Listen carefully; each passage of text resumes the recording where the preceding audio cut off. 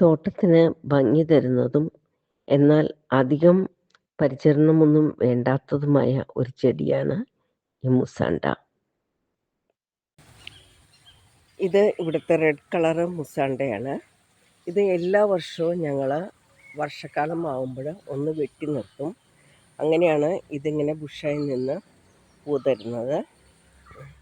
അപ്പോൾ എല്ലാ കൊല്ലവും മഴക്കാലം ആകുമ്പോൾ ഒന്ന് വെട്ടി നിർത്തിയാൽ മതി ഈ മുസാണ്ട ഇങ്ങനെ നല്ല ബുഷായി തന്നെ നിൽക്കാനായിട്ട്. അടുത്തത് ഒരു വെള്ള മുസാണ്ടയാണ്.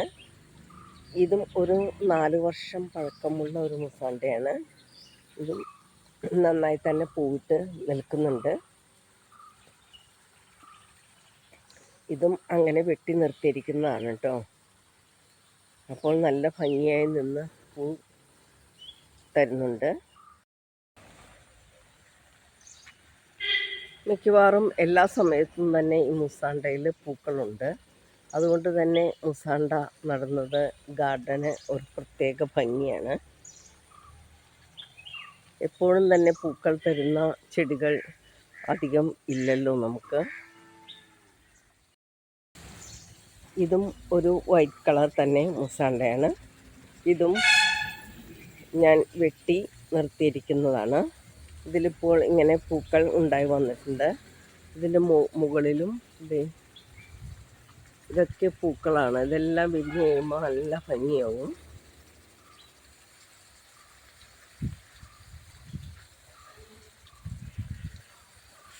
അങ്ങനെ ഒത്തിരി പൊക്കം വയ്ക്കാതെ നിന്ന് ഇങ്ങനെ പൂക്കൾ ഉണ്ടാകുമ്പോൾ നല്ല ഭംഗിയാണ് മുസാണ്ട കാണാനായിട്ട്. ഇതൊക്കെ പൂക്കളാണ്, ഇനി വിരിയാനുള്ള പൂക്കളാണ്. ഉണ്ടോ?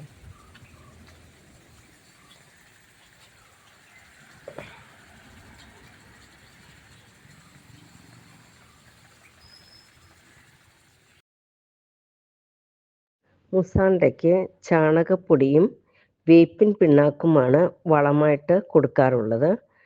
വർഷത്തിൽ 2 പ്രാവശ്യമാണ് ഞങ്ങൾ വളം കൊടുക്കാറുള്ളൂ. പിന്നെ വേനൽക്കാലത്ത് എല്ലാ ദിവസവും നനച്ചു കൊടുക്കണം.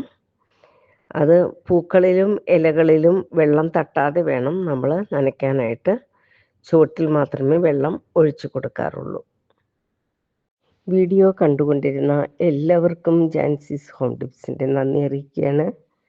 Thank you for watching Jancy's home tips.